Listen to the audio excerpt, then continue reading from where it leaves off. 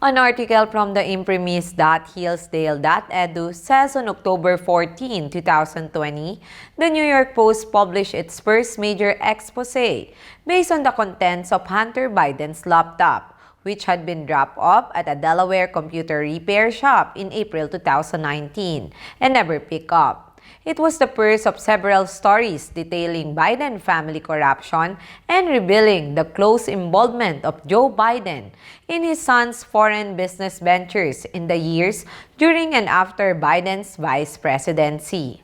Hunter, although doing no real work, was making tens of millions of dollars from foreign companies in places like Ukraine and China. The Post bombshell reporting shined a bright light on what was happening. According to the emails on the laptop, Hunter Biden introduced then Vice President Biden to a top executive at Burisma, a Ukrainian energy company that was paying Hunter, who had no credentials or experience in the energy business, up to $50,000 a month to sit on its board. Soon after this meeting, Vice President Biden pressured the Ukrainian government to fire a prosecutor investigating the company. In an earlier email, a top Burisma executive asked Hunter for advice on how you could use your influence to benefit the company.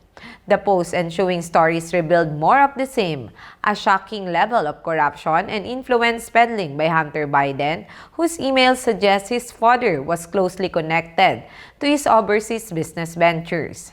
Indeed, those ventures appear to consist entirely of Hunter providing access to Joe Biden. Twitter did everything in its power to suppress the Biden story.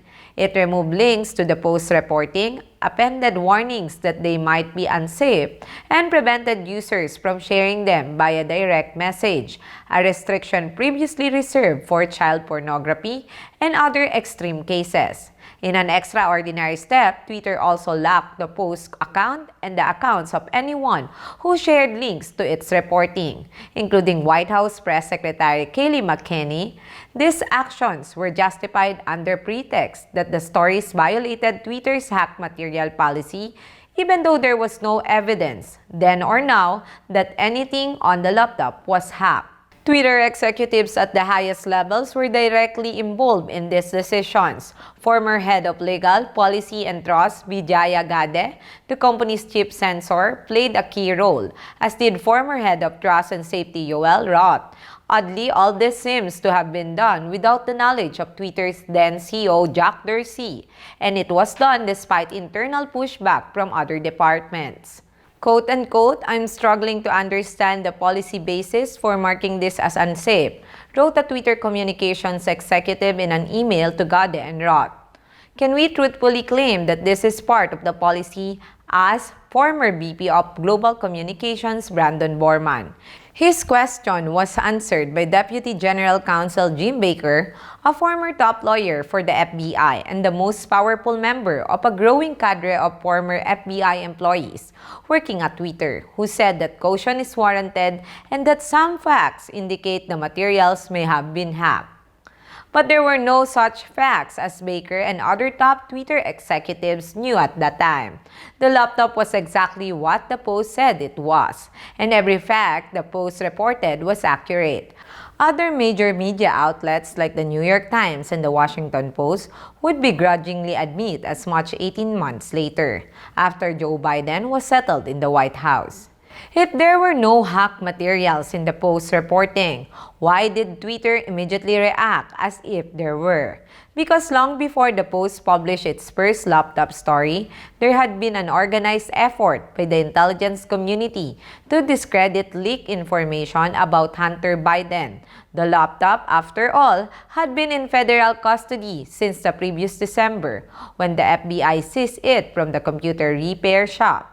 So the FBI knew very well that it contained evidence of straightforward criminal activity such as illicit drug use, as well as of corruption and influence peddling. The evening before the Post ran its first story on the laptop, FBI Special Agent Elvis Chan sent 10 documents to Roth at Twitter through a special one-way communications channel the FBI had established with the company.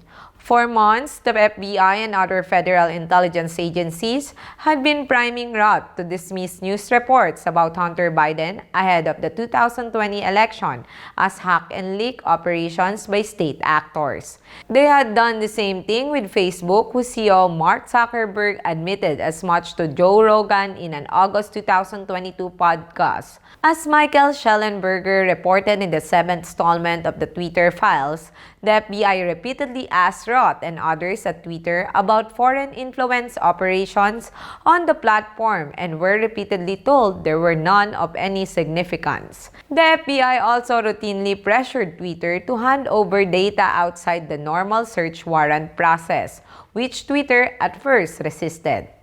In July 2020, Chan arranged for Twitter executives to get top-secret security clearances so the FBI could share intelligence about possible threats to the upcoming presidential election. The next month, Chan sent Roth information about Russian hacking group called APT-28. Roth later said that when the Post story about Hunter Biden's laptop broke, that quote-unquote, it set off every single one of my finely tuned APT-28 hack and leak campaign alarm bells, even though there was never any evidence that anything on the laptop was hacked.